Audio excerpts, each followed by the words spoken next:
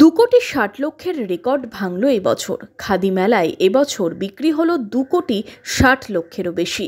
বিপুল সংখ্যক ভিড়, কেনাকাটায় খাদি মেলার সম্পত্তিও চমকে মোড়া। সাংস্কৃতিক অনুষ্ঠান, সংবর্ধনায়, শীতের সন্ধ্যায় শেষ থেকেই শুরুর পরিকল্পনা শিল্পীদের। শেষ লগ্নেও জমজমাট মেলা প্রাঙ্গণ।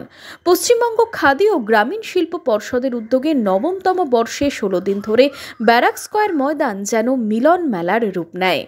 খাদি দ্রব্যের সম্ভারের সাথেই বাঁশ, বেতের শিল্প, হস্তশিল্পের সম্ভারে সেজে ওঠে মেলা প্রাঙ্গণ। বেচাকেনা নিয়ে উচ্ছ্বসিত স্টল দাতারাও। লাভের ভালো হয়েছে। এখানে আমার সেল আছে, আমার হজমিগুলি আমার হচ্ছে আপনার মা মল্লিক প্রোডাক্ট নদিয়া থেকে এসেছি আমরা। আর এই কফি হাউসের কাছে আমার পার্মানেন্ট কাউন্টার আছে, তারপরে কলকাতায় কাউন্টার আছে। আমার খুব ভালো লেগেছে। আপনি কি চান এরকম খাদি মেলায় আরো? অবশ্যই আমি চাই যে আমাকে খাদি মেলাতে যেন ডাকা হোক, আমি যেন আবার নতুনত্ব মাল নিয়ে সবাইকে দিতে পারি, প্রেজেন্ট করতে পারি। বড় পরিসরে 172টি স্টল নিয়ে মেলায় উত্তরবঙ্গ থেকে দক্ষিণবঙ্গের বিভিন্ন জেলায় স্টল নজর কাড়ে ক্রেতা ও দর্শনার্থীদের।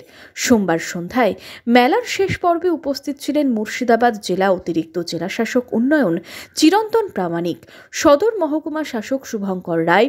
শিল্পী থেকে বিভিন্ন ইভেন্টে বিজয়ী প্রতিযোগীদের পুরস্কৃত এবং শংসাপত্র দেওয়া হয়। মেলা প্রসঙ্গে অতিরিক্ত জেলাশাসক জানান, উদ্দেশ্য যেটা আমি আগে বললাম, যারা তৈরি করছেন উৎপাদক এবং যারা গ্রহণ করছেন গ্রাহক, এই আমাদের একটা পারস্পরিক সম্পর্ক যদি আমরা টিকিয়ে রাখতে পারি, তবে এই মেলার সার্থকতা এবং এটা ভবিষ্যৎ দিনে আমাদের সবাইকে আরো উজ্জীবিত করবে।